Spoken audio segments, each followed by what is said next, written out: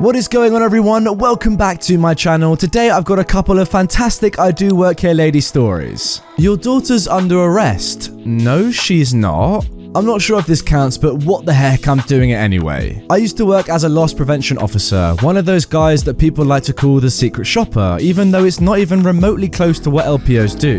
My job was to work undercover in retail stores, big and small, and catch shoplifters and fraudsters, and conduct internal investigations. So even though I technically didn't work at these stores, I still worked in them. So on this particular day, I was working in a fairly large retail chain when I noticed a young woman on a surveillance camera acting suspiciously, looking around a lot, keeping her head down, and going back to the same spot in the store repeatedly. I couldn't see if she had anything in her hands from the camera angle, so I hit the floor to go check it out. It didn't take long for me to see what she was doing. She had a large store shopping bag stashed in a clothing display near an exit and was moving items from other parts of the store to it. A pretty common shoplifting technique that I probably shouldn't be sharing on Reddit. Anyway, I pulled out my phone and took some video of the bag, then started my physical surveillance. I still needed more evidence, so I started doing my thing, tailing her around the store. And sure enough, she concealed some makeup and a few other small items in her jacket, then moved them to the shopping bag. I could tell by her body language that she was getting ready to hit the door, so I slipped on my gloves and got ready. She got everything into the bag and headed straight for the door, and the second she was outside, I made my move. I got in front of her and identified myself, told her to put down the bag and put her hands behind her back.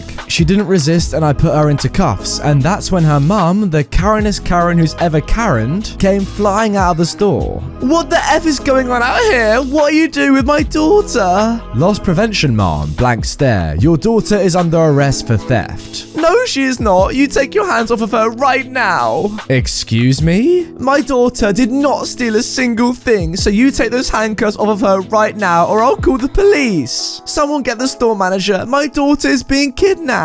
At this point, I almost started laughing. This wasn't the first time this kind of thing had happened to me, and I kind of knew where it was going. Soccer mum doesn't believe her perfect little crotch fruit could ever do something so terrible, so obviously I made a mistake. Then I get the rent a cop BS, yada yada yada, loser wannabe, too dumb to be a cop, that kind of stuff. As if insulting the guy who's arresting their kid is gonna help their case, literally. I explained who I was and what was happening, and Karen called me a liar. LPO isn't even a thing. I've never heard of it. You're lying and I want to see the manager right now.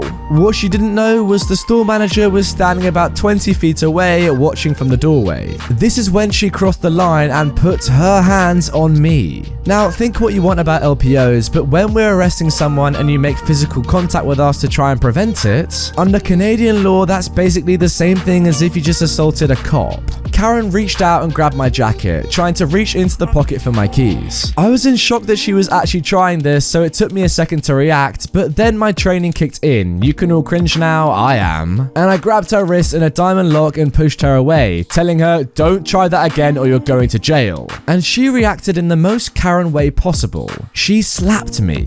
She slapped me for daring to place my hands on her to stop her from reaching into my pocket for my handcuff keys, as if that was somehow her absolute right to do by virtue of Karen. Well, Karen was about to learn a literal and figurative hard lesson. You see, I had recently purchased a second set of handcuffs after running into a situation with a very large individual who I physically couldn't get into just one set of cuffs as his arms were just too goddamn big. Fortunately, there was another rent-a-cop there who had some, so we managed to get him under control and into two pairs locked together. I remember saying something like, that's it, you're under arrest, and then it was all screaming from Karen and Brittany/Mercedes, and Karen struggling and me trying like heck not to use any kind of hardcore wrist restraints because this was still a mum, for goodness sake.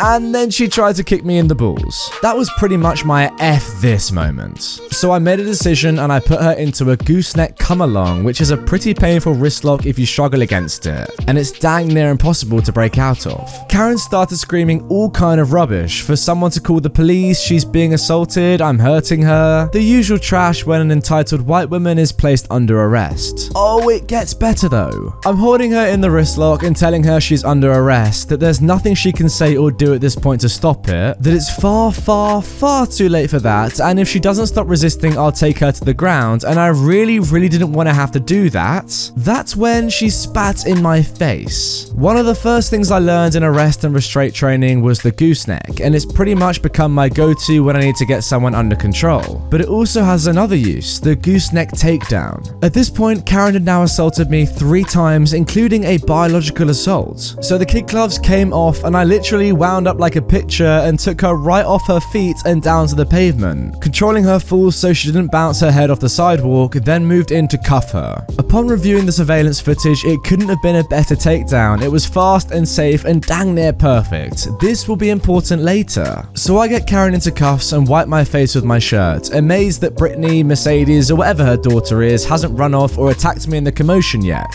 I get out my phone to call the cops, but they're already rolling up, the store manager having already called them when things got physical. Cops and LPOs have this silent understanding, and they consider an assault on one of us an assault on their own, so they were not happy with Karen. So she immediately goes into victim mode, crying that I assaulted her and framed her daughter and some other assorted lies that I couldn't make out.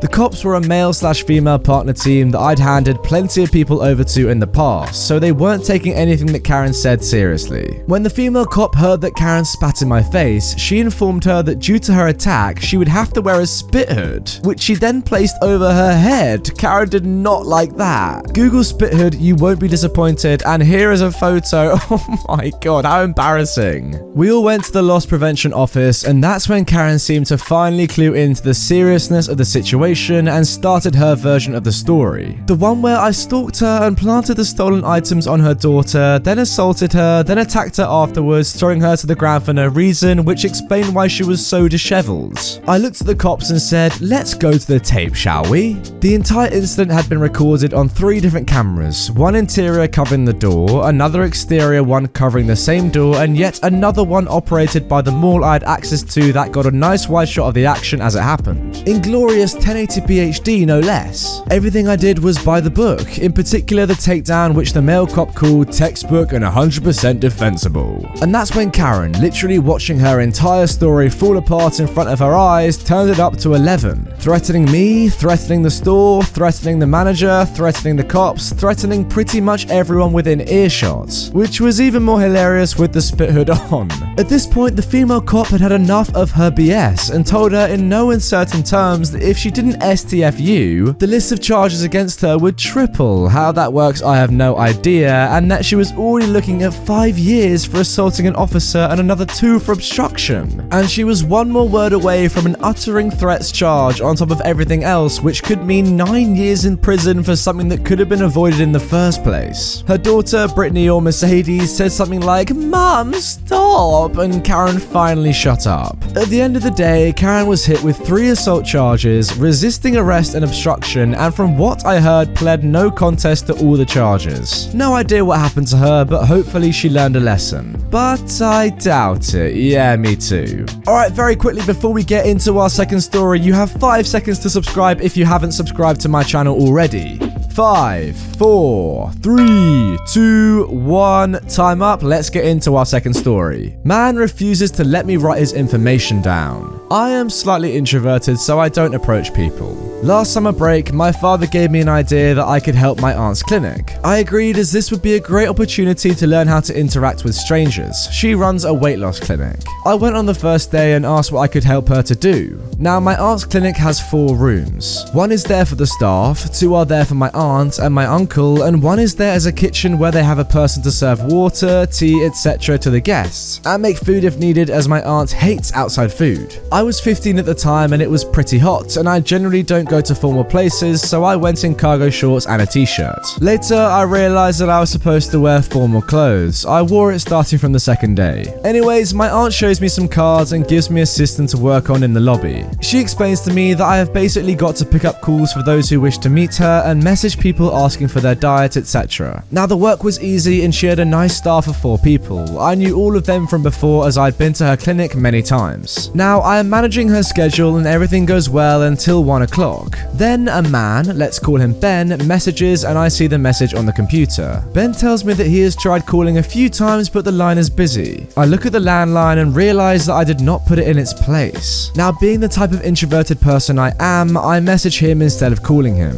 I tell him that it was my mistake that I forgot to put the landline in its place. He tells me to be careful next time and says that if my aunt is in her clinic, he would like to meet and talk to her. He had gotten the clinic's number from his friends and wanted to start dieting. I said that Mom, my aunt, will be in the clinic till 5 p.m. so he can come in whenever he likes. He says that he'll come in about an hour. Fast forward an hour, my aunt realizes that she had to give some cash to one of the staff. She checked her purse and found that she was running short on cash, so she told me she'll be getting money from a nearby ATM machine to give to one of her staff. Now it's about 2 p.m. and it's lunchtime for the staff members. I ate something my aunt made me at 12 p.m. so I was not hungry at all. The staff members get in the kitchen and start chatting. The kitchen is pretty far away from the main entrance and lobby and you cannot hear things unless someone is talking loudly. Now Ben enters a few minutes later. He is wearing pants and a blue shirt. He is pretty fat, about 110 kilos, no offense intended, and looks about 40 years old. He looks around, sees me at reception while I was doing something on the computer, so this is how the conversation goes. I stand up from my chair. Good morning, sir. How are you today? Are you Ben? Yes, my name is Ben. Where is the dietitian? Mom has just gone out to withdraw some cash. She will be here shortly. Okay. He sits down on the chair. I grab a form and pull a chair to sit with Ben.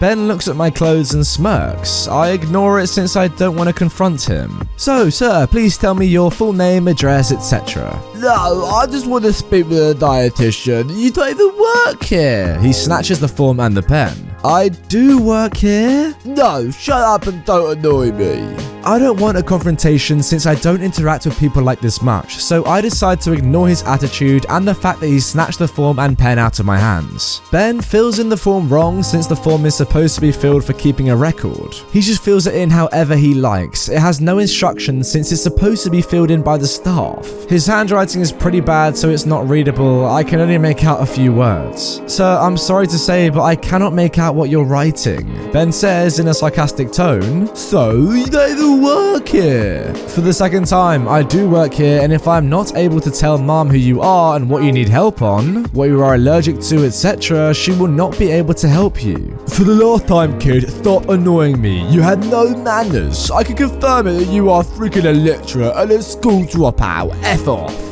My heart rate is increasing dramatically and I have anxiety at its highest right now, so I just get up and go in the washroom to wash my face and review what just happened. After a minute, I go out to see that my aunt is just entering through the door. Now I tried being cool, but I couldn't. I grabbed the card which Ben kept on another chair. Mom, this person is waiting for you. I will just explain the situation so that you can give him a diet. Okay, come into my office. I explain what happened. This attitude is not okay. You should have said something to him and stopped him from shouting. I didn't want to confront him. Okay, come with me. Me and my aunt go to the lobby and my aunt starts talking with Ben in a commanding voice. My aunt is very nice but can literally kill people with words if she needs to. When you say literally, this boy is with me. He was helping me in the clinic. If you treat a kid like this, then you have absolutely no manners and I cannot help people like you. Now you need to leave.